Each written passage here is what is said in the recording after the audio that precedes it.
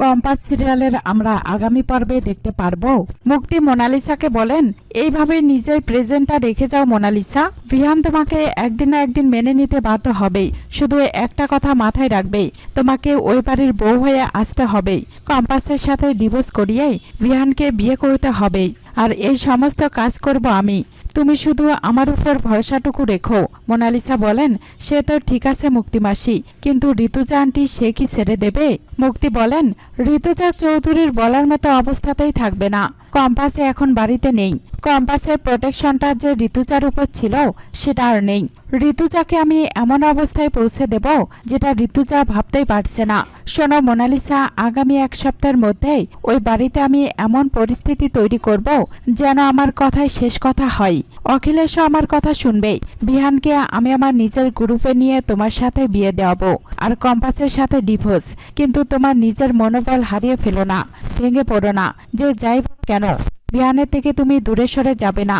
নিজের উপর বিরক্ত হয়ে কখনো তুমি এটা বলবে না যে বিহানের থেকে তুমি দূরে সরে যাবে। মোনালিসা বলেন, আচ্ছা বাবা ঠিক আছে, আর কখনো বলবো না মুক্তি মাসি।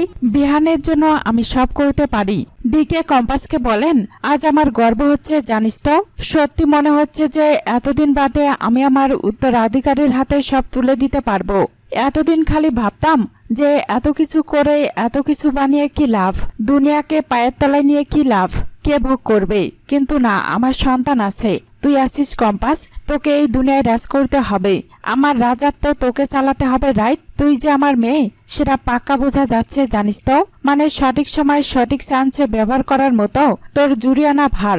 আমিও ঠিক এরকম ছিলাম, যখন যেখানে যা সুযোগ পেয়েছি কেড়ে নিয়েছি। তুই ঠিক সেরকমই। ইনফ্যাক্ট সেটা করতে হয়। যেখানেই ফায়দা দেখেছি সেখানেই আমি চলে গেছি। সুযোগকে কাজে লাগাতে হয়। আর তুই যে আমার কাছে চলে এসেছিস খুব ভালো। এটাকে বলে বুদ্ধিমত্তা।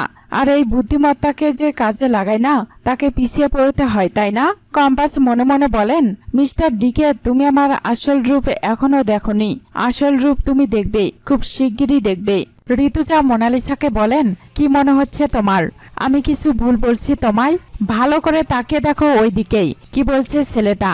ঘুমের মধ্যেও ওই ছেলেটা ওইখানে কম্পাস বলছে, মোনালিসা নয়, আমার ছেলে তোমাকে চায় না।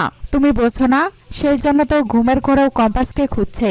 বিহান শুধুমাত্র তখন তোমাকে খোঁজে মোনালিসা যখন কম্পাসের উপর রেগে থাকে। বিহান আসলে কম্পাসকে চাই, তুমি বুঝতে পারো না? মুক্তিমাসির সঙ্গে তোমার খুব ভালো সম্পর্ক, তাই না? পছন্দ করো তুমি ওকেই। তোমাকে একটা কথা বলছি, তুমি বড় হয়ে গেছো তো, বাচ্চা নাও, আর সব দেখছো, বুঝতে পারো। মুক্তি মাই বেস্ট ফ্রেন্ড, আমার সব থেকে প্রিয় বন্ধু, আমারই আড়ালেই আমারই বরের সঙ্গে প্রেম করেছে।